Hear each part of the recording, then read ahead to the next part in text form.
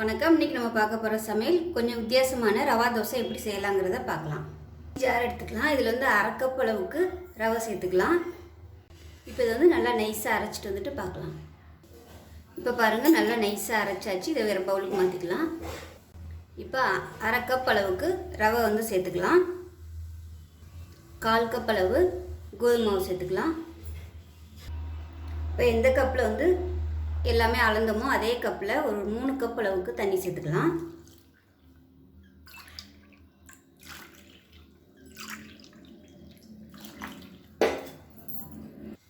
இப்போ இது எல்லாத்தையும் நல்லா கலந்து விட்டுக்கலாம்.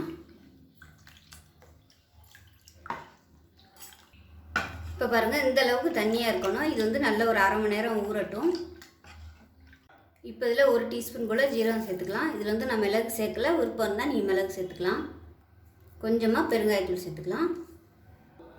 உப்பு தேவையான அளவுக்கு சேர்த்துக்கலாம். இப்போ இது எல்லாத்தையுமே நல்லா கலந்து விட்டுட்டு நல்லா ஒரு 20 நிமிஷம் ஊறட்டும். ரவை வந்து நம்ம சேர்த்துருக்கிறதுனால நல்லா ஊறி வரணும், ஊறட்டும். இப்போ பாருங்கள், நல்லா ஒரு 20 நிமிஷம் ஆயிடுச்சு. இப்போ நல்லா கலக்கி விட்டுக்கலாம். கலக்கி விட்டுட்டு ரொம்ப கெட்டியாக இருந்துச்சுன்னா தண்ணி ஊற்றிக்கலாம். இதுவே போதுமான அளவு தான் இருக்குது. நான் வந்து எக்ஸ்ட்ரா தண்ணி ஊற்றலை. இப்போ இதில் கொஞ்சமாக மஞ்சள் சேர்த்துக்கலாம். இது வந்து விருப்பம் இருந்தால் நீங்கள் சேர்த்துக்கலாம், இல்லைன்னா விட்டுடலாம். இது வந்து ஒரு ஓரமாக இருக்கட்டும். இதில் வந்து ரவை செட்டில் ஆயிரும். இப்போ வந்து தோசையை ஊற்றிக்கலாம்.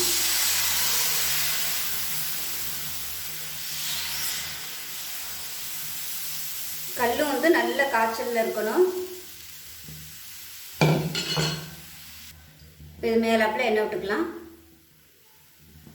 நெய் இருந்துச்சுன்னா நெய் வந்து நீங்கள் யூஸ் பண்ணிக்கோங்க, இன்னுமே நல்லாயிருக்கும்.